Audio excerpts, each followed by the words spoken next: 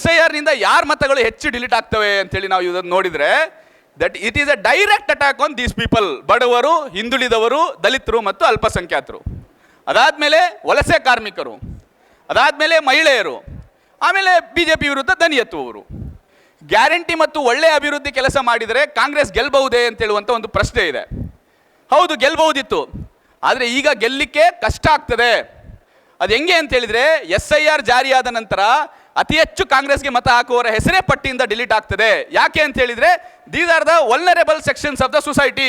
ಇವರು ಸೊಸೈಟಿಯ ತಳ ಸಮುದಾಯಗಳು, ಸೊಸೈಟಿಯಲ್ಲಿರುವಂಥ ಶೋಷಿತ ವರ್ಗದವರು, ಸೊಸೈಟಿಯಲ್ಲಿರ್ತಕ್ಕಂಥ ದಮನಿತ ವರ್ಗದವರು. ಇವ್ರ ಹತ್ರ ನೀವು ಡಾಕ್ಯುಮೆಂಟ್ಸ್ಗಳನ್ನು ಕೇಳಿದರೆ ಕೊಡಲಿಕ್ಕೆ ಡಾಕ್ಯುಮೆಂಟ್ಸ್ಗಳು ಇವ್ರ ಹತ್ರ ಇರೋದು ಕಷ್ಟ. ಇವ್ರ ಹತ್ರ ನೀವು ಇಂತಿಷ್ಟು ಡಾಕ್ಯುಮೆಂಟ್ಗಳನ್ನು ಕೊಡಬೇಕು ಅಂತ ಹೇಳಿದರೆ ಅವ್ರ ಹತ್ರ ಡಾಕ್ಯುಮೆಂಟ್ಗಳನ್ನು ಮಾಡಲಿಕ್ಕೂ ಹಣ ಇಲ್ಲ. ಅನಕ್ಷರಸ್ಥರು ಮತ್ತು ಸ್ಲಮ್ಗಳಲ್ಲಿ ವಾಸ ಮಾಡುವಂಥವರು, ಬೀದಿ ಬದಿಯಲ್ಲಿ ಸಣ್ಣ ಪುಟ್ಟ ಗೂಡುಗಳನ್ನು ಹಾಕ್ಕೊಂಡು ವಾಸ ಮಾಡುವಂಥವರು, ಇಂಥವ್ರು ಎಲ್ಲರೂ ಸಹ ಇದಕ್ಕೆ ತುಂಬ ಡೈರೆಕ್ಟ್ ಅಟ್ಯಾಕ್ ಇವ್ರ ಮೇಲೆ ಆಗ್ತದೆ. ಈಗ ಇದ್ದವರು ಉಳ್ಳವರು ಹೇಗೋ ಏನೋ ಒಂದು ಸರ್ಟಿಫಿಕೇಟು ಅದು ಇದು ಅರೇಂಜ್ ಮಾಡಿಕೊಂಡು ಏನೋ ಮಾಡ್ತಾರೆ. ಬಟ್ ವಲ್ನರೇಬಲ್ ಸೆಕ್ಷನ್ಸ್ ಅಂತ ನಾವು ಯಾರಿಗೆ ಕರಿತೀವಿ, ದಮನಿತ ವರ್ಗದವರು ಅಂತೇಳಿ ಯಾರಿಗೆ ಕರಿತೀವಿ, ಸಮಾಜದ ಬಡವರು ಅಂತೇಳಿ ಯಾರಿಗೆ ಕರಿತೀವಿ, ಅವರೆಲ್ಲ ಡಾಕ್ಯುಮೆಂಟ್ಸ್ಗಳನ್ನು ಪ್ರಿಪೇರ್ ಮಾಡ್ಕೊಳ್ಳೋದು ಹೇಗೆ? ಯಾರಿಗಾದರೂ ನೀವು ಅನಕ್ಷರಸ್ಥ ಒಬ್ಬ ವಯಸ್ಸಾದವರಿಗೆ, ಅನಕ್ಷರಸ್ಥರಿದ್ದವರಿಗೆ ನೀವು ಎನ್ಯುಮಿನೇಷನ್ ಫಾರ್ಮ್ ತೆಗೆದುಕೊಂಡು ಹೋಗಿ ಇದನ್ನು ಕರೆಕ್ಟಾಗಿ ತುಂಬ್ರಿ ಅಂತ ಹೇಳಿದರೆ ಅವ್ನಿಗೆ ತುಂಬಲಿಕ್ಕೆ ಸಾಧ್ಯನಾ? ಆ ಒಂದು ತುಂಬುವಂಥ ಕೆಲಸವನ್ನು ಇವತ್ತು ನಾವೆಲ್ಲರೂ ಮಾಡಬೇಕಾಗಿದೆ. ಅದನ್ನು ನಾವು ಯಾಕೆ ಮಾಡಬೇಕಾಗಿದೆ ಅಂತ ಹೇಳಿದರೆ, ನಾವು ಈ ದೇಶದಲ್ಲಿ ಪ್ರಜಾಪ್ರಭುತ್ವವನ್ನು ಬಯಸ್ತೀವಿ ಅಂತ ಹೇಳುವಂಥವ್ರು, ಈ ದೇಶದಲ್ಲಿ ಎಲ್ರಿಗೂ ಸಮಬಾಳು ಬೇಕು ಅಂತೇಳಿ ವಾದ ಮಾಡುವಂಥವ್ರು ನಾವುಗಳು ಅದನ್ನು ರಕ್ಷಣೆ ಮಾಡಬೇಕಾಗಿದೆ. SIR ನಡೆದ ರಾಜ್ಯಗಳ ಪರಿಸ್ಥಿತಿ ಈಗಾಗಲೇ ಹೇಳಿದೆ ನಾನು, ಹೆಂಗಾಗಿದೆ SIR ನಡೆದ ರಾಜ್ಯಗಳ ಪರಿಸ್ಥಿತಿ ಅಂತೇಳಿ. ಬಿಹಾರದಲ್ಲಿ 47 ಲಕ್ಷ, ಗುಜರಾತಿನಲ್ಲಿ 68 ಲಕ್ಷ, ಮಧ್ಯಪ್ರದೇಶದಲ್ಲಿ 34 ಲಕ್ಷ, ರಾಜಸ್ಥಾನದಲ್ಲಿ 31 ಲಕ್ಷ, ಛತ್ತೀಸ್ಗಢದಲ್ಲಿ 25 ಲಕ್ಷ, ಕೇರಳದಲ್ಲಿ 9 ಲಕ್ಷ, ತಮಿಳುನಾಡಿನಲ್ಲಿ 74 ಲಕ್ಷ, ಉತ್ತರ ಪ್ರದೇಶದಲ್ಲಿ ಇನಿಷಿಯಲಿ 2 ಕೋಟಿ ಅಂತ ತೆಗೆದುಹಾಕಿದ್ರು. ಆಮೇಲೆ ಅದು ಲಾಜಿಕಲ್ ಡಿಸ್ಕ್ರಿಪೆನ್ಸಿ ಅಂತೇಳಿ ಒಂದು ರೂಲನ್ನು ಅವರು ಅಲ್ಲಿ ಇಂಪ್ಲಿಮೆಂಟ್ ಮಾಡಿದ್ರು. 2 ಕೋಟಿ ಹೊರಗೋದ್ರು. ಇಲ್ಲ, ಆಮೇಲೆ 2 ಕೋಟಿ ಹೊರಗೋದ್ಮೇಲೆ ಅವ್ರು ಏನಾಯಿತು, ಇಷ್ಟು ಲಾಜಿಕಲ್ ಡಿಸ್ಕ್ರಿಪೆನ್ಸಿ ರೂಲನ್ನು ನಾವು ಅದಕ್ಕೆ ಅಪ್ಲೈ ಮಾಡಲ್ಲ, ನಾವು ಆ ರೂಲನ್ನು ತೆಗೆದಾಕ್ತೀವಿ, ಅದಕ್ಕೆ ಇದರಲ್ಲಿ ಏನಿದೆ ಅಂತೇಳಿ ಮಾಡಿದಾಗ ಅದರಲ್ಲಿ ಒಂದು ಇವತ್ತು 70 ಲಕ್ಷ ಏನೋ ಹೊರಗೆ ಉಳಿದಿದ್ದಾರೆ. ಪಶ್ಚಿಮ ಬಂಗಾಳದಲ್ಲಿ 91 ಲಕ್ಷ. ಇದೆಲ್ಲ ವೋಟರ್ಗಳು ಹೊರಗುಳಿದ ಮೇಲೆ ಅಧಿಕಾರಕ್ಕೆ ಬಂದವರು ಯಾರು ಅಂತೇಳಿ ನಾವು ಇವತ್ತು ಸ್ವಲ್ಪ ಇಲ್ಲೇ ಕೂತ್ಕೊಂಡು ನಾವು ಯೋಚನೆ ಮಾಡಿದರೆ ನಮ್ಗೆ ಗೊತ್ತಾಗ್ತದೆ ಇದನ್ನು ಯಾಕಾಗಿ ಮಾಡಲಾಗ್ತಾ ಇದೆ ಅಂತೇಳಿ. ಆಮೇಲೆ ಇದೇ ರೀತಿ ಫಸ್ಟ್ ಕರಡು ಪಟ್ಟಿಯಲ್ಲಿ ರೆಡಿ ಆಗ್ತದೆ, ಅದು ಏನು ಪ್ರೋಸೆಸ್ ಹೆಂಗೆ ನಡೀತದೆ ಅಂತೇಳಿ ನಾನು ಲಾಸ್ಟ್ ಅದಕ್ಕೆ ಬರ್ತೀನಿ. ಅದಕ್ಕಿಂತ ಮುಂಚಿತವಾಗಿ ಇದು ಡೇಟಾ ಇದೆ ನಮ್ಮ ಹತ್ರ. ನಾವು ಸುಮ್ಮನೆ ನಾವು ಏನೋ ವಿರೋಧ ಪಕ್ಷದವರು ಇದ್ದೀವಿ ಕೇಂದ್ರದಲ್ಲಿ ಅಂತೇಳಿ ನಾವು ಅದನ್ನು ವಾದ ಮಾಡ್ತಾ ಇರೋದಲ್ಲ. ದೀಸ್ ಆರ್ ಡೇಟಾಸ್ ಇದೆ ನಮ್ಮ ಹತ್ರ. ಆ ಡೇಟಾಸನ್ನು ಇಟ್ಕೊಂಡು ನಾವು ಮಾತಾಡ್ತಾ ಇದ್ದೀವಿ. ಅಂತಿಮ ಪಟ್ಟಿಯಿಂದ ಎಷ್ಟು ಲಕ್ಷ ಮತದಾರರು ಹೊರಗುಳಿದಿದ್ದಾರೆ ಅಂಥೇಳಿ. ಈಗ ಇದನ್ನು ನೀವು ಪ್ರಶ್ನೆ ಮಾಡ್ಬೋದು, ಕಾಂಗ್ರೆಸ್ಸಲ್ಲಿರುವ ರಾಜ್ಯದಲ್ಲಿರುವಂಥದ್ದು ಕಾಂಗ್ರೆಸ್ ಸರ್ಕಾರ ಮತ್ತೆ ಯಾಕೆ ಇವ್ರು SIR ಅನ್ನು ಇಷ್ಟೆಲ್ಲ ಇದ್ದಾಗ ಯಾಕೆ ಮಾಡ್ತಾ ಇದ್ದೀರಿ ಅಂತೇಳಿ. ಲಾಸ್ಟಿಗೆ ಸುಪ್ರೀಂ ಕೋರ್ಟಿಗೆ ಹೋದ್ರು, ಸುಪ್ರೀಂ ಕೋರ್ಟ್ ಇದನ್ನು ನಿಲ್ಲಿಸ್ತದೆ ಅಂತೇಳಿ ಭಾಳಷ್ಟು ಜನ ಅದನ್ನು ಬಯಸಿದ್ರು. ಆದರೆ ಹಂಗಾಗಲಿಲ್ಲ. ಅದು ಸುಪ್ರೀಂ ಕೋರ್ಟಿಗೆ ಹೋದ್ರೂ ಸುಪ್ರೀಂ ಕೋರ್ಟ್ ಅವ್ರ ಪರವಾಗಿ ನಿಲುವನ್ನು ಕೊಟ್ಟಾಗ ನಾವು ಒಂದು ಕೇಂದ್ರ ಸರ್ಕಾರದ ಅಡಿಯಲ್ಲಿರುವಂಥ ರಾಜ್ಯ ಅದನ್ನು ಕೇಳಲೇಬೇಕಾಗುತ್ತೆ. ಸೆಂಟ್ರಲ್ ಎಲೆಕ್ಷನ್ ಕಮಿಷನ್ ಏನಿದೆ ಅದೇನು ಹೇಳ್ತದೆ ಅದನ್ನು ನಾವು ಇವತ್ತು ರೆಪ್ಲಿಕೇಟ್ ಮಾಡಬೇಕಾಗ್ತದೆ, ಇಲ್ಲಿ ಅದನ್ನು ಅನುಷ್ಠಾನಕ್ಕೆ ತರಬೇಕಾಗ್ತದೆ. ಅದೇ ರೀತಿಯಾಗಿ ಈಗ ನಾವು ಮುಂದೆ ನಡೀತಾ ಹೋದರೆ ಕರ್ನಾಟಕದಲ್ಲಿ ಫಾರ್ ಎಕ್ಸಾಂಪಲ್ ಒಂದು ಸ್ವಲ್ಪ ಯೋಚನೆ ಮಾಡೋಣ ನಾವು. ಏನು ಅಂತ ಹೇಳಿದರೆ, ಕರ್ನಾಟಕದಲ್ಲಿ SIR ನಡೆದ್ರೆ 70 ಲಕ್ಷ ವೋಟ್ಗಳು ಡಿಲೀಟ್ ಆದವು ಎಂದಿಟ್ಕೊಳ್ಳಿ. ಫಾರ್ ಅಸಂಪ್ಷನ್ ಒಂದು 70 ಲಕ್ಷ ವೋಟ್ ಡಿಲೀಟ್ ಆದವು ಅಂತ ಹೇಳಿದರೆ 10 ಮತಗಳಲ್ಲಿ 7 ಕಾಂಗ್ರೆಸ್ ಮತದಾರರು ಇದ್ದಾರೆ ಅಂತೇಳಿ ವಿಚಾರವಂತರು ಇದನ್ನು ಹೇಳ್ತಾ ಇದ್ದಾರೆ. ಅದು ಯಾಕೆ 7 ಕಾಂಗ್ರೆಸ್ ಮತದಾರರು ಅಂತೇಳಿ ಹೇಳ್ತಾ ಇದ್ದಾರೆ ಅಂತ ಹೇಳಿದರೆ, ಅದು ದಮನಿತ ವರ್ಗದ ವೋಟ್ಗಳು, ಅದು ಶೋಷಿತ ವರ್ಗದ ವೋಟ್ಗಳು, ಅದು ನಿರ್ದಿಷ್ಟ ಸಮುದಾಯಕ್ಕೆ ಸೇರಿರುವಂಥ ವೋಟ್ಗಳು, ಹೆಸರು ಹೇಳಿಕೊಂಡು ತೆಗೆದುಹಾಕುವಂಥ ವೋಟ್ಗಳು. ಆ ವೋಟ್ಗಳು ಎದಕ್ಕೆ ಹೊರಗುಳಿತವೆ ಅಂತ ಹೇಳಿದರೆ 7 ಕಾಂಗ್ರೆಸ್ನ ಮತದಾರ ಅಂದರೆ 70 ಲಕ್ಷದಲ್ಲಿ 49 ಲಕ್ಷ ಕಾಂಗ್ರೆಸ್ನ ಮತ ಹೋದರೆ BJP 21 ಲಕ್ಷ ಹೋಗ್ತದೆ. ಅಂದರೆ ಒಂದು ವಿಧಾನಸಭಾ ಕ್ಷೇತ್ರದಲ್ಲಿ ಸರಾಸರಿ 20,000 ಮತಗಳು ಹೊರಗುಳಿಯುವಂಥ ಒಂದು 21,875 ಮತಗಳನ್ನು ಕಾಂಗ್ರೆಸ್ ಕಳೆದುಕೊಳ್ಳುವಂಥ ಒಂದು ಸಂಭವ ಇದೆ ಅಂತೇಳಿ ಇವತ್ತು ಈ ಬುದ್ಧಿಜೀವಿಗಳು, ವಿಚಾರವಾದಿಗಳು ಇದನ್ನು ಆಳವಾಗಿ ಅರಿತುಕೊಂಡವರು ಮತ್ತು ಈಗಾಗಲೇ ಬೇರೆ ಬೇರೆ ರಾಜ್ಯಗಳಲ್ಲಿ SIR ನಡೆದಾಗ ಅದನ್ನು ಮಾಡ್ತಾ ಇರುವಂಥವ್ರು ಅದನ್ನು ಅರ್ಥ ಮಾಡಿಕೊಂಡಿದ್ದಾರೆ. ಕೆಲವು ಕ್ಷೇತ್ರಗಳಲ್ಲಿ ಗುರಿ ಇಟ್ಟು ಹೆಚ್ಚಿನ ಮತಗಳನ್ನು ತೆಗೆದುಹಾಕುವಂಥ ಒಂದು ಚಾನ್ಸಸ್ಸು ಇದೆ. ಫಾರ್ ಎಕ್ಸಾಂಪಲ್, ಯಾವುದೋ ಒಂದು ಎಲೆಕ್ಷನ್ ಕಾನ್ಸ್ಟಿಟ್ಯೂನ್ಸಿ ಅಂತ ಅನ್ಕೊಳ್ಳಿ, ಅದರಲ್ಲಿ 5,000 10,000 ಮತಗಳಿಂದ ಕ್ಯಾಂಡಿಡೇಟ್ಗಳು ಗೆದ್ದು ಬರ್ತಾ ಇದ್ದಾರೆ ಕಾಂಗ್ರೆಸ್ನವರು. ಕಳೆದ ಒಂದು 2-3 ಚುನಾವಣೆಗಳ ಡೇಟಾ ತೆಗೆದು ನೋಡಿದ್ರು, ಅದ್ರಾಗ ಒಂದು 5,000 10,000 ವೋಟಲ್ಲಿ ಯಾವೆಲ್ಲ ಕಾನ್ಸ್ಟಿಟ್ಯೂನ್ಸಿಯಲ್ಲಿ ಆದರು, ಅದರಲ್ಲಿ ಇನ್ನಷ್ಟು ಇಂಟೆನ್ಸಿವ್ ಆಗಿ ಮಾಡಿರಿ, ಇನ್ನಷ್ಟು ಅದನ್ನು ವೋಟ್ಗಳನ್ನು ತೆಗೆದುಹಾಕ್ರಿ, ನೆಕ್ಸ್ಟ್ ಎಲೆಕ್ಷನ್ಗಳಾದರೆ ಹೆಂಗಿದ್ರು ಕಾನ್ಸ್ಟಿಟ್ಯೂನ್ಸಿಗಳು ನಮಗೆ ಗೆದ್ದು ಬರ್ತವೆ ಅಂತೇಳಿ ಬಂಗಾಳದಲ್ಲಿ ಆಗಿರುವಂಥದ್ದು ಅದೇ.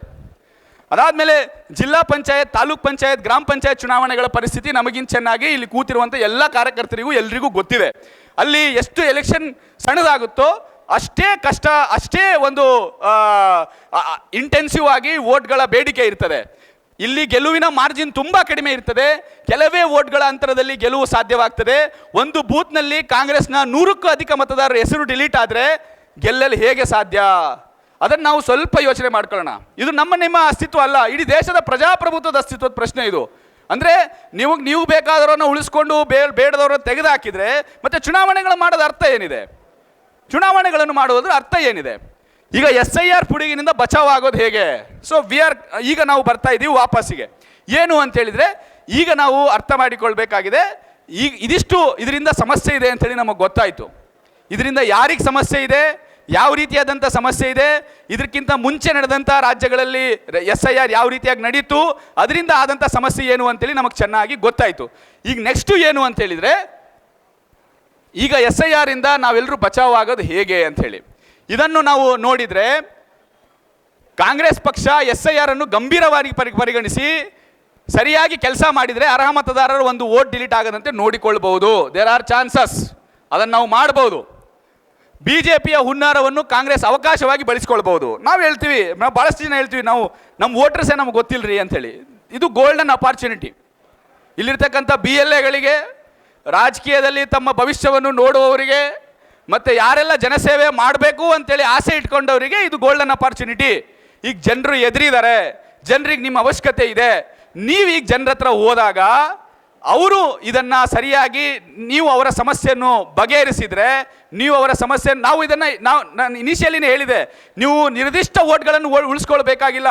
ಯಾರೊಬ್ಬ ಈ ದೇಶದಲ್ಲಿರ್ತಕ್ಕಂಥ ಪ್ರತಿಯೊಬ್ಬ ಪ್ರಜೆಯನ್ನು ನಾವು ಹೊರಗೆ ಹೋಗಲಾರದೆ ನೋಡಿಕೊಳ್ಳುವುದೇ ನಮ್ಮ ಜವಾಬ್ದಾರಿ ಅಂತೇಳಿ ನಾವು ಪಣ ತೊಟ್ಟರೆ ಅದು ಇಂಪಾಸಿಬಲ್ ಏನಲ್ಲ. ಕರ್ನಾಟಕ ದೇಶಕ್ಕೆ ಮಾದರಿಯಾಗಿ ತೋರಿಸ್ಬೋದು. SIR ಅನ್ನು ಮಾಡಿದರೂ ಸಹ ನಾವು ನಮ್ಮ ವೋಟರ್ಸ್ಗಳನ್ನು ಉಳಿಸ್ಕೊಂಡಿದ್ದೀವಿ ಅಂಥೇಳಿ. ಸೊ ಮತದಾರರ ಮನೆಗೆ ಹೋಗಿ ಭೇಟಿ ಮಾಡಿ ಸಹಾಯ ಮಾಡಲು ಇದೊಂದು ಸದಾವಕಾಶ. BLAಗಳು, ಅಭ್ಯರ್ಥಿಗಳು, ಕಾರ್ಯಕರ್ತರು ಈ ಪ್ರಾಸೆಸ್ ಅರ್ಥ ಮಾಡಿಕೊಂಡ್ರೆ ಸುಲಭವಾಗಿ SIR ಅನ್ನು ಹಿಮ್ಮೆಟ್ಟಿಸ್ಬೋದು. BJPಗೆ ತಿರುಗುಬಾಣವಾಗಿ ಇದನ್ನು ಮಾಡ್ಬೋದು. SIR ಹೇಗೆ ನಡೆಯುತ್ತದೆ ಅಂತೇಳಿ ನಾವು ಇವತ್ತು ಫಸ್ಟು ನೋಡೋಣ. ಈಗಾಗಲೇ ಕರ್ನಾಟಕದಲ್ಲಿ ನಡೆದಿರುವಂಥ ಮ್ಯಾಪಿಂಗ್ ಇದು SIR ಅಲ್ಲ. ಇದು ಈಗಾಗಲೇ ಏನು ಮಾಡಿದ್ದಾರೆ ಅದು SIRನ ಪ್ರಿಪರೇಷನ್. ಅದು SIRನ ಪ್ರಿಪರೇಷನ್ಗೆ ಮ್ಯಾಪಿಂಗ್ ಅಂತೇಳಿ ಮಾಡ್ಕೊಂಡಿದ್ದಾರೆ. ಅದು ನಿಜವಾದ SIR ಅಲ್ಲ. ನಿಜವಾದ SIR ಆರಂಭಗೊಂಡಿರುವಂಥದ್ದು 30ನೇ ತಾರೀಕಿನಿಂದ ಜೂನಿಂದ ಆರಂಭಗೊಂಡಿರುವಂಥದ್ದು 29 ಜುಲೈವರೆಗೆ ನಡೀತಾ ಇದೆ. ಅದು ಎಕ್ಸಾಕ್ಟ್ಲಿ ಪ್ರಾಸೆಸ್, SIR ಪ್ರಾಸೆಸ್. ಇದಾದಮೇಲೆ ಏನಾಗ್ತದೆ ಅಂತ ಹೇಳಿದರೆ, ಮ್ಯಾಪಿಂಗ್ SIR ಭಾಗವಲ್ಲ, ಅದು ಒಂದು ತಯಾರಿ ಅಷ್ಟೇ ಎಂದು ಚುನಾವಣಾ ಆಯುಕ್ತರೇ ಇದನ್ನು ಹೇಳಿದ್ದಾರೆ. ಅದಾದಮೇಲೆ ಮ್ಯಾಪಿಂಗ್ ಆಗದವರು ಎನ್ಯುಮರೇಷನ್ ಫಾರ್ಮ್ ತುಂಬಿದರೂ ಸಹ ನೋಟಿಸ್ ಕೊಡುತ್ತೇವೆ ಎಂದಿದ್ದಾರೆ. ಹೊಸದಾಗಿ ಜೂನ್ 30ರಿಂದ ಜುಲೈ 29ರವರೆಗೆ ಒಂದು ತಿಂಗಳಲ್ಲಿ BLOಗಳು ನೀಡುವ ಎನ್ಯುಮರೇಷನ್ ಫಾರ್ಮ್ ತುಂಬಿಕೊಡಲೇಬೇಕು, ಇಲ್ಲದಿದ್ದರೆ ವೋಟ್ಗಳು ಡಿಲೀಟ್ ಆಗ್ತವೆ ಅಂಥೇಳಿ. ನೀವು ಇದುವರೆಗೆ ಎಷ್ಟು ಬಾರಿ ವೋಟ್ ಹಾಕಿದ್ದರೂ ಈಗ ಫಾರ್ಮ್ ತುಂಬಿಕೊಡುವುದು ಕಡ್ಡಾಯ. ಇದನ್ನು ಅರ್ಥ ಮಾಡಿಕೊಳ್ಬೇಕು. ಇನ್ನು ಈಗ ಮ್ಯಾಪಿಂಗ್ ಇನ್ನು ಚಾಲ್ತಿಯಲ್ಲಿನೇ ಇದೆ.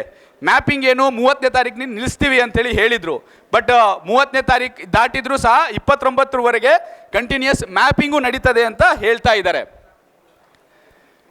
ಸೊ ಯಾವಾಗ ಏನೇನು ಆಗ್ತದೆ ಅಂತೇಳಿ ನೋಡ್ಕೊಳ್ಳೋಣ. ಫಸ್ಟು ಇದು ಜೂನಿಂದಿದೆ. ಇಲ್ಲಿ 20ನೇ ತಾರೀಕು 20/6/2026ರಿಂದ 29/6/2026ರವರೆಗೆ ಅವರು BLOಗಳಿಗೆ ಟ್ರೈನಿಂಗ್ ಕೊಟ್ಟರು. ಆ ಎನ್ಯುಮರೇಷನ್ ಫಾರ್ಮ್ಗಳನ್ನು ಮುದ್ರಣ ಮಾಡಿದರು. ಈಗ ಎನ್ಯುಮರೇಷನ್ ಫಾರ್ಮ್ಗಳು ರೆಡಿಯಾಗಿದ್ದಾವೆ. BLOಗಳು ಎನ್ಯುಮರೇಷನ್ ಫಾರ್ಮ್ ತಗೊಂಡು ನಿಮ್ಮ ಬೂತಿನ ಏರಿಯಾಕ್ಕೆ ಬರ್ತಾ ಇದ್ದಾರೆ. ಈಗ ನೆಕ್ಸ್ಟ್ ಇರುವಂಥದ್ದು ಏನು ಅಂತ ಹೇಳಿದರೆ, BLOಗಳಿಂದ ಮನೆಗೆ ಭೇಟಿ. ಅದು 30ನೇ ತಾರೀಕಿಂದ ಈಗಾಗಲೇ ಹೇಳಿದ ಹಾಗೆ ಜೂನ್ 30ರಿಂದ 29 ಜುಲೈವರೆಗೆ ಏನಿದೆ BLOಗಳು ಮನೆಗೆ ಭೇಟಿ ಕೊಡ್ತಾರೆ. ಆಮೇಲೆ ಇದು ಮತಗಟ್ಟೆಗಳ ವೈಜ್ಞಾನಿಕ ಪುನರ್ವಿಂಗಡಣೆ, ಬೂತ್ಗಳು ಬದಲಾಗ್ತವೆ. ಬೂತ್ಗಳು ಈಗ ಭಾಳಷ್ಟು ಬೂತ್ಗಳು ಚೇಂಜ್ ಆಗ್ತವೆ. ಎಲ್ಲೆಲ್ಲಿ ಮತದಾರರ ಸಂಖ್ಯೆ, ಮತದಾರರ ಅಡ್ರೆಸ್ಗಳು ಯಾವ ರೀತಿಯಾಗಿ ಬರ್ತಾ ಇದ್ದಾವೆ, ವೈಜ್ಞಾನಿಕವಾಗಿ ನಾವು ಅದನ್ನು ಆ ಬೂತ್ಗಳನ್ನು ಮಾಡ್ತೀವಿ ಅಂತೇಳಿ ಎಲೆಕ್ಷನ್ ಕಮಿಷನ್ ಹೇಳ್ತಾ ಇದೆ. ಅದರ ಜೊತೆಗೆ ಕರಡು ಮತದಾರರ ಪಟ್ಟಿ ಪ್ರಕಟಣೆ, ಇದು ಭಾಳ ಇಂಪಾರ್ಟೆಂಟ್ ಇರುವಂಥದ್ದು. ಫಸ್ಟು ಏನಾಗ್ತದೆ, ಈ BLOಗಳು 30ನೇ ತಾರೀಕಿಂದ 29ನೇ ತಾರೀಕುಗಳಿಗೆ ಬಂದ ನಂತರ ನೆಕ್ಸ್ಟ್ ಏನು ಬರ್ತದೆ ಅಂತ ಹೇಳಿದರೆ ಕರಡು ಮತದಾರರ ಪಟ್ಟಿ ಪ್ರಕಟಣೆ. ಇದನ್ನು BLAಗಳು ಭಾಳ ಸೂಕ್ಷ್ಮವಾಗಿ ನೋಡಬೇಕಾಗಿದೆ. ನಮ್ಮ ಬೂತಲ್ಲಿ ಎಷ್ಟು 100 ವೋಟ್ಗಳಿದ್ವು, ಕರಡು ಪಟ್ಟಿಯಲ್ಲಿ ಬಂದಿರತಕ್ಕಂಥ ವೋಟ್ಗಳು ಎಷ್ಟು, ಇದು ಭಾಳ ಕಂಪೇರ್ ಮಾಡಿ ನೋಡ್ಕೊಳ್ಬೇಕಾಗಿರುವಂಥ ವಿಷಯ. ಯಾಕೆ ಅಂತ ಹೇಳಿದರೆ, ಒಂದು ವೇಳೆ ಯಾವುದೋ ಒಂದು ಫಾರ್ ಎಕ್ಸಾಂಪಲ್ ಅನ್ಕೊಳ್ಳಿ 195 ಬೂತ್ ನಂಬರ್, ಅದರಲ್ಲಿ 1500 ವೋಟ್ಗಳಿದ್ದಾರೆ ಅನ್ಕೊಳ್ಳಿ. ಕರಡು ಪ್ರತಿಯಲ್ಲಿ 195 ವೋಟ್ನಲ್ಲಿ 1500 ವೋಟ್ಗಳಿದಾವೋ, 1300 ವೋಟ್ಗಳಾಗಿದ್ದಾವೋ, ಅಥವಾ 1400 ಆಗಿದ್ದಾವೋ, ಅಥವಾ ಜಾಸ್ತಿ ಆಗಿದ್ದಾವೋ, ಅದನ್ನು ಸ್ವಲ್ಪ ನಾವು ಸೂಕ್ಷ್ಮವಾಗಿ ಆ ಕರಡು ಪ್ರತಿಯನ್ನು ಆಗಸ್ಟ್ 5ಕ್ಕೆ ಕರಡು ಪ್ರತಿಯನ್ನು ಎಲೆಕ್ಷನ್ ಕಮಿಷನ್ ಬಿಡುಗಡೆ ಮಾಡ್ತದೆ, ಅದನ್ನು ನೋಡಬೇಕು. ಅದಾದಮೇಲೆ ಹಕ್ಕು ಮತ್ತು ಆಕ್ಷೇಪಣೆ ಸಲ್ಲಿಸುವ ಅವಧಿ ಇರ್ತದೆ. ಅದಾದಮೇಲೆ ನೋಟಿಸ್ ಅಂತ ಇರ್ತದೆ. ಆಮೇಲೆ ಅಂತಿಮ ಮತದಾರರ ಪಟ್ಟಿ ಪ್ರಕಟಣೆ ಏನಿದೆ ಅದು 7ನೇ ತಾರೀಕು 7 ಅಕ್ಟೋಬರಿಗೆ ಅದು ಫೈನಲ್ ಲಿಸ್ಟ್ ಬರ್ತದೆ ಅಂತ ಹೇಳ್ತಾ ಇದ್ದಾರೆ. ಈಗ ಇದರಲ್ಲಿ ನೋಡಬೇಕಾದ್ರೆ ಏನು ಅಂತ ಹೇಳಿದರೆ, ಫಸ್ಟ್ ಸ್ಟೇಜ್ ಮುಗಿದೋಗಿದೆ, ಸೆಕೆಂಡ್ ಸ್ಟೇಜ್ ಈಗ ಚಾಲ್ತಿಯಲ್ಲಿದೆ. ಅದು BLOಗಳು ಭೇಟಿ ಕೊಡುವಂಥದ್ದು. ಇಲ್ಲಿ BLAಗಳ ಕೆಲಸ ಭಾಳ ಮುಖ್ಯವಾದದ್ದು. ಅದಾದಮೇಲೆ 5ನೇ ಆಗಸ್ಟಿಗೆ ಅವರು ಕರಡು ಪ್ರತಿಯನ್ನು ಕೊಡ್ತಾರೆ. ಅದು ಆ ಕರಡು ಪ್ರತಿಯನ್ನು ನೋಡ್ಕೊಳ್ಳೋದು ಅಂತ ಒಂದು ಜವಾಬ್ದಾರಿ. ಆ ಕರಡು ಪ್ರತಿಯನ್ನು ನೋಡಿಕೊಂಡ ನಂತರ ನೆಕ್ಸ್ಟ್ 5 ಆಗಸ್ಟಿಂದ ಏನಾಗ್ತದೆ, ನಿಮಗೆ ನೋಟಿಸ್ ಬರೋಕ್ಕೆ ಸ್ಟಾರ್ಟ್ ಆಗ್ತದೆ. ಫಾರ್ ಎಕ್ಸಾಂಪಲ್, ಯಾರಾದರೂ ವೋಟರ್ಸು ಆ ಲೀಸ್ಟಿಂದ ಹೊರಗುಳಿದ್ರೆ ಅವ್ರಿಗೆ ವಾಪಸ್ ಸೇರಿಸ್ಬೋದು ಅಂತೇಳಿ ಹೇಳಲಿಕ್ಕೆ ಆ ಕರಡು ಪ್ರತಿಯನ್ನು ಇದು ಮಾಡಲಿಕ್ಕೆ ಏನೋ ಒಂದು ನೋಟಿಸ್ಗಳನ್ನು ಕೊಡ್ತಾರೆ. ಅದಾದಮೇಲೆ ನೋಟಿಸ್ಗಳನ್ನು ಕೊಡುವಾಗ ನಿಮಗೆ ಆಕ್ಷೇಪಣೆಗಳನ್ನು ಸಲ್ಲಿಸುವಂಥ ಒಂದು ಅವಕಾಶ ಇರ್ತದೆ. ಅದೆಲ್ಲವನ್ನು ಫಾಲೋ ಅಪ್ ಮಾಡಲಿಕ್ಕೆ ನಾವು ನಮ್ಮ ಬೂತಲ್ಲಿ ಕೆಲಸ ಮಾಡಬೇಕಾಗ್ತದೆ. ಹೌದು, ಅಂದರೆ ಯಾವ ರೀತಿಯಾಗಿ ಕಳೆದು ಹೋಗುವಂಥ ಚಾನ್ಸಸ್ ಇದೆ ಅಂತ ಹೇಳಿದರೆ, ನಿಮ್ಮ ಬೂತಿಗೆ ಇರುವಂಥ BLO ಬ್ಲಾಕ್ ಆಫೀಸರ್ ಏನಿದ್ದಾರೆ ಅವರು ಫಾರ್ಮನ್ನು ಪರಿಶೀಲನೆ ಮಾಡದೆ ಅಪ್ಲೋಡ್ ಮಾಡಿದರೆ, ಅಂದರೆ ಅವರು ಸರಿಯಾಗಿ ನೋಡದೆ ಅದನ್ನು ಅಪ್ಲೋಡ್ ಮಾಡಿಬಿಟ್ರೆ, ಫಾರ್ಮ್ಗಳನ್ನು ತುಂಬುವಾಗಲೂ ನೋಡಬೇಕು. ಎನ್ಯುಮರೇಷನ್ ಫಾರ್ಮ್ ಯಾವ ರೀತಿಯಾಗಿ ತುಂಬಬೇಕು ಅಂತೇಳಿ ಕೊನೆಯದಾಗಿ ಅದನ್ನು ಹೇಳ್ತೀನಿ. ವಿಶೇಷವಾಗಿ 2025ರ ಮತಪಟ್ಟಿಗೂ ಮತ್ತು 2002ರ ಮತಪಟ್ಟಿಗೂ ಮ್ಯಾಪಿಂಗ್ ಆಗದಿದ್ದಾರೆ. ಭಾಳ ಒಳ್ಳೆ ಕೆಲಸ ಬ್ಲಾಕ್ ಕಾಂಗ್ರೆಸ್ನವ್ರು ಇವತ್ತು ಏನು ಮಾಡಿದ್ದಾರೆ ಅಂತ ಹೇಳಿದರೆ, ನಾನು ಬಂದಾಗ ಅದೇ ಕೇಳಿದೆ ಏನು ಮಾಡಿದ್ದಾರೆ ಅಂತ ಹೇಳಿದರೆ, 2002ರ ಒಂದು ಪಟ್ಟಿ ಜೊತೆಗೆ 2025ರ ಪಟ್ಟಿ, ಎರಡೂ ಪಟ್ಟಿಯನ್ನು ನಿಮ್ಮ ಪಂಚಾಯತ್ ಲೆವೆಲಲ್ಲಿ ಡಿವೈಡ್ ಮಾಡಿ ಅಲ್ಲಿ ಇಟ್ಟಿದ್ದಾರೆ. ನಿಮ್ಮ ಪಂಚಾಯತ್ ಪಟ್ಟಿಗಳನ್ನು ನೀವು ತೆಗೆದುಕೊಂಡು ಹೋಗಿ 2002 ಪಟ್ಟಿ ಮತ್ತು 2025ರ ಪಟ್ಟಿಯನ್ನು ನೀವು ಕರೆಕ್ಟಾಗಿ ನೀವು ನೋಡಿ ಅದನ್ನು ನೀವು ಕ್ರಮ ಸಂಖ್ಯೆ ಏನಿತ್ತು, ಫಾರ್ ಎಕ್ಸಾಂಪಲ್ ನನ್ನ ಹೆಸರು ಅನ್ಕೊಳ್ಳಿ, ನನ್ನ ಹೆಸರು ಝೀಶಾನ್, ನನ್ನ ಒಂದು ಕ್ರಮ ಸಂಖ್ಯೆ ಏನಿತ್ತು 125, ಫಾರ್ ಎಕ್ಸಾಂಪಲ್ 125 ಕ್ರಮ ಸಂಖ್ಯೆ ಇದೆ, 55ನೇ ಕಾನ್ಸ್ಟಿಟ್ಯೂನ್ಸಿ ನಂದು, ಆಮೇಲೆ ಬೂತ್ ನಂಬರ್ ನಂದು 195. ಸೊ ಇದಿಷ್ಟು ನನ್ನ ಹತ್ರ ಮಾಹಿತಿಗಳನ್ನು ಇಟ್ಕೊಂಡ್ಬಿಟ್ರೆ 10 ನಿಮಿಷದಲ್ಲಿ ನಾವು ಆ BLOಗಳ ಫಾರ್ಮ್ಗಳನ್ನು ತುಂಬಿ ಕೊಡ್ಬೋದು. ಒಂದು ವೇಳೆ ಆ ಲೀಸ್ಟನ್ನು ಇಟ್ಕೊಂಡೇ ನೀವು ಕೆಲಸ ಮಾಡಿದ್ರು 70% ಕೆಲಸ ಏನಿದೆ ಅದು ಮುಗಿದೋಗ್ತದೆ. 30% ಕೆಲಸ ಏನಿದೆ ಅದು ಬಹಳ ಸ್ವಲ್ಪ ಸೂಕ್ಷ್ಮತೆಯಿಂದ ಮಾಡುವಂಥ ಕೆಲಸ. ಅದನ್ನು ನಾವು ಯಾವ ರೀತಿಯಾಗಿ ಮಾಡಬೇಕು ಅಂತೇಳಿ ಮುಂದೆ ನೋಡೋಣ. 2 ಸಲವೂ ಇಲ್ಲೇ ಕೂತ್ಕೊಂಡು ಅರ್ಥ ಆಗ್ತದೆ ಅಂತ ನಾವು ಅನ್ಕೊಂಡ್ರೆ ತಪ್ಪಾಗ್ತದೆ. ನಾವು ಆ ಎನ್ಯುಮರೇಷನ್ ಫಾರ್ಮ್ಗಳನ್ನು ಹಿಡಿದುಕೊಂಡು ಮೈದಾನಕ್ಕೆ ಇಳಿದಾಗ, ಫೀಲ್ಡಿಗೆ ಇಳಿದಾಗಲೇ ನಮಗೆ ಅರ್ಥ ಆಗೋದು ಅಲ್ಲಿ ಬರುವಂಥ ಪ್ರಾಕ್ಟಿಕಲ್ ಸಮಸ್ಯೆಗಳೇನಿದ್ದಾವೆ ಅಂತೇಳಿ. ನಾವು ಇದರಲ್ಲೇ ಎಲ್ಲವನ್ನು ಅರ್ಥ ಮಾಡಿಕೊಳ್ತೀವಿ ಅಂತೇಳಿದರೆ ಅದು ಆಗೋದಿಲ್ಲ. ಅದಕ್ಕೆ ಸ್ಪೆಲ್ಲಿಂಗ್ ಮಿಸ್ಟೇಕ್ ಏನಿದೆ, 6 ಜನಕ್ಕಿಂತ ಹೆಚ್ಚು ಮಂದಿ ಒಂದೇ ತಂದೆಯನ್ನು ಹೆಸರಿಸಿದ್ರೆ ಮತ್ತು ಮತದಾರರಿಗೂ ಅವರ ತಾಯಿಗೂ 15 ವರ್ಷಕ್ಕಿಂತ ಕಡಿಮೆ ವಯಸ್ಸಿದ್ರೆ ಇಂಥ ಲಾಜಿಕಲ್ ಡಿಸ್ಕ್ರಿಪೆನ್ಸಿ ಅಂತೇಳಿ ಒಂದು ವಿಚಿತ್ರವಾದಂಥ ಒಂದು ರೂಲ್ ಇದೆ. ಅದು ಯಾವ ರೀತಿಯಾಗಿ ಕೆಲಸ ಮಾಡ್ತದೆ ಯಾವಾಗ ಅಂತೇಳಿ ಗೊತ್ತಿಲ್ಲ. ಅದನ್ನು ಯಾವ ರೀತಿಯಾಗಲೂ ಅವರು ಡಿಫೈನ್ ಮಾಡ್ಕೋಬೋದು. Election commission of India level officer, ಇದು ಬೂತ್ ಲೆವೆಲ್ ಆಫೀಸರ್ ಕೆಳಗಡೆ ಇರುವಂಥದ್ದು BLA, ಪ್ರತಿ ಪಕ್ಷದಿಂದ ಒಬ್ಬೊಬ್ಬ ಏಜೆಂಟ್. ಅದಾದಮೇಲೆ ಬೂತ್ ಲೆವೆಲ್ ಆಫೀಸರ್, ಅದಾದಮೇಲೆ ನಮ್ಮ ಮೇಲೆ ಇರುವಂಥದ್ದು ಅಸಿಸ್ಟೆಂಟ್ ಎಲೆಕ್ಟ್ರಲ್ ರಿಜಿಸ್ಟರ್ ಆಫೀಸರ್, ಅಂದರೆ ಇದು ತಹಸೀಲ್ದಾರ್ ಕೆಳಗಡೆ BLO ಕೆಳಗಡೆ BLA ನಮ್ಮದು. ಅದಾದಮೇಲೆ ತಹಸೀಲ್ದಾರ್ ಮೇಲೆ ಯಾರಿದ್ದಾರೆ, ಇದು ERO ಅಂತೇಳಿ, ಇದು assistant commissioner, SDM level officer ಇಲ್ಲಿ ಇರ್ತಾರೆ. ಅದಾದಮೇಲೆ ಅದಕ್ಕಿಂತ ದೊಡ್ಡದಾಗಿ DC ಏನಿದ್ದಾರೆ, ಚೀಫ್ ಎಲೆಕ್ಟ್ರಲ್ ಆಫೀಸರ್ DO ಇರ್ತಾರೆ. ಇದ್ರ ಮೇಲೆ CO ಇರ್ತಾರೆ, ಚೀಫ್ ಎಲೆಕ್ಟ್ರಲ್ ಆಫೀಸರ್ ಇರ್ತಾರೆ. ಸೊ ಇದು ಮ್ಯಾಪನ್ನು ಅರ್ಥ ಮಾಡಿಕೊಳ್ಬೇಕು. ನಮ್ಮ ಅಧಿಕಾರ ಇರುವಂಥದ್ದು ಇಲ್ಲಿ, BLAಗಳ ಅಧಿಕಾರ ಇರುವಂಥದ್ದು ಇಲ್ಲಿ, ಇದಿರುವಂಥದ್ದು ನಮ್ಮ ಮೇಲೆ ಇರುವಂಥದ್ದು BLO. BLOಗೆ ನಾವು ನಮ್ಮ ಓಣಿಗೆ ಬಂದಾಗ ಅವರನ್ನು ಕೋಆಪರೇಟ್ ಮಾಡಿ ಅವರನ್ನು ಸರಿಯಾಗಿ ನಾವು ಮಾಹಿತಿಗಳನ್ನು ಕೊಟ್ಟು ಅವರಿಗೆ ಭಾಳಷ್ಟು ಪ್ರೆಷರ್ ಇದೆ. ಇವತ್ತು ನಾಳೆ ನಿನ್ನೆ 2-3 ವಾರ್ಡ್ಗಳಲ್ಲಿ ನಾವು ಹೋದಾಗ BLAಗಳು ಪರೇಶಾನ್ ಆಗಿದ್ದಾರೆ. ಅವರಿಗೆ ಅಧಿಕಾರಿಗಳಿಂದ ಭಾಳಷ್ಟು ಪ್ರೆಷರ್ ಇದೆ, ನೀವು ಆದಷ್ಟು ಬೇಗ ಇದನ್ನು ಮುಗಿಸ್ಬೇಕು ಅಂತೇಳಿ. ಯಾರು ಬಂದರೂ ಕೆಲಸ ಮಾಡೋಕ್ಕೆ ನಿಂತರೂ ಅವ್ರು ಬರ್ರಪ್ಪ ನಮ್ಮ ಕೆಲಸ ಮಾಡಿರಿ ಅಂತೇಳಿ ಹೇಳೋ ಪೊಸಿಷನಲ್ಲಿ ಇದ್ದಾರೆ. ಸೊ ದಯವಿಟ್ಟು ನೀವೆಲ್ಲರೂ ಅವಕಾಶಗಳು ಭಾಳಷ್ಟಿದ್ದಾವೆ. ರಚನೆ ಆಯಿತು. BR ಅಂಬೇಡ್ಕರ್ ಸಾಹೇಬ್ರು ಹೇಳಿದರು 1 man 1 vote 1 value ಅಂತೇಳಿ, ಒಬ್ಬರಿಗೆ ಒಂದು ವೋಟು ಅಂತೇಳಿ. ಅವ್ರು ದೇಶದ ಪ್ರಧಾನಮಂತ್ರಿ ಆಗಿದ್ರು, ಅವ್ರಿಗೆ ಒಂದೇ ವೋಟು. ಅವರು ಯಾವುದೋ ಒಂದು ಹಳ್ಳಿಯ ಮೂಲೆಯ ಗುಡಿಸಲಿನಲ್ಲಿ ಇರುವಂಥ ಒಂದು ಮುದೆ ವಯಸ್ಸಿನ ಮಹಿಳೆಗೂ ಒಂದೇ ವೋಟು ಅಂತ ಹೇಳುವಂಥ 1 man 1 vote 1 value ಅಂತೇಳಿ ಏನು ಹೇಳಿದ್ರು, ಅದ್ರ ಮೇಲೆ ಇವತ್ತು ಅಟ್ಯಾಕ್ ಮಾಡ್ತಾ ಇರುವಂಥ ಕೆಲಸವನ್ನು ಅವ್ರು ಮಾಡ್ತಾ ಇರುವಾಗ ನಾವು ಕ್ಲಿಯರ್ ಆಗಿ ಸಂವಿಧಾನ ರಕ್ಷಣೆ ಮಾಡ್ತಾ ಇದ್ದೀವಿ. ನಾವು ಯಾರ ವಿರುದ್ಧನೂ ಅಲ್ಲ, ನಾವು ಎಲ್ಲರ ಓಟನ್ನು ಸೇರಿಸಲಿಕ್ಕೆ ನಾವು ಕೆಲಸ ಮಾಡ್ತಾ ಇದ್ದೀವಿ ಅಂತ ಇಂಟೆನ್ಷನನ್ನು ಇಟ್ಕೊಂಡು, ಅಂಥ ಒಂದು ದುರಾದೃಷ್ಟಿಯನ್ನು ಇಟ್ಕೊಂಡು ನಾವು ಕೆಲಸಕ್ಕೆ ಇಳಿದಾಗ ನಾವು ಇದನ್ನು ಬಹಳ ಚೆನ್ನಾಗಿ ಇದನ್ನು ಮಾಡಲಿಕ್ಕೆ ಸಾಧ್ಯ ಆಗ್ತದೆ. ಇದನ್ನು ದಯವಿಟ್ಟು ಯಾವುದೋ ಒಂದು ಪಾರ್ಟಿಯ ಕೆಲಸ ಅಥವಾ ಇದು ಯಾವುದೋ ಒಂದು ಲೀಡರ್ಗಳನ್ನು ನಾವು ಅವರನ್ನು ನೆಮ್ಮದಿ ಪಡಿಸಲಿಕ್ಕೆ ಮಾಡುವಂಥ ಕೆಲಸ ಅಥವಾ ನಮ್ಮ ಕ್ಷೇತ್ರದಲ್ಲಿ ನಾವು ಯಾರಿಗೋ ಒಬ್ಬರಿಗೆ ಮುಖ ತೋರಿಸಲಿಕ್ಕೆ ಫೋಟೋಸ್ ಕಳಿಸಲಿಕ್ಕೆ ಮಾಡುವಂಥ ಕೆಲಸ ಅಂತ ಅನ್ಕೊಳ್ಳದೆ, ಈ ಕೆಲಸ ಈ ದೇಶದ ಪ್ರಜಾಪ್ರಭುತ್ವವನ್ನು ಉಳಿಸುವಂಥದ್ದು. ಸಮಸ್ಯೆ ಏನಾಗಿದೆ ಅಂತ ಹೇಳಿದ್ರೆ, ಸ್ವಾತಂತ್ರ್ಯದ ಬಗ್ಗೆ ನಮಗೆ ಬಹಳ ಹೆಮ್ಮೆ ಇದೆ, ಸ್ವಾತಂತ್ರ್ಯ ಹೋರಾಡಿ ತಗೊಂಡಿದ್ದೀವಿ ಅಂತೇಳಿ. ಬಟ್ ಓಟನ್ನು ನಾವು ಹೋರಾಡಿ ತಗೊಂಡಿಲ್ಲ, ನಮಗದು ಬೈ ಡಿಫಾಲ್ಟ್ ಬಂದ್ಬಿಟ್ಟಿದೆ. ಅದರ ಮಹತ್ವ ನಮಗೆ ಗೊತ್ತಾಗ್ತಾ ಇಲ್ಲ. ಒಂದ್ಸಲ ನಾವು ಓಟ್ ಹೊರಗುಳಿದಾಗ, ನಾವು ಈ ದೇಶದವರು ಈ ಸವಲತ್ತುಗಳಿಂದ ಹೊರಗುಳಿದಾಗ ನಮಗೆ ಅರ್ಥ ಆಗ್ತದೆ. ದಯವಿಟ್ಟು ನೀವು ಇದನ್ನು ಸೀರಿಯಸ್ ಆಗಿ ತಗೋಬೇಕು.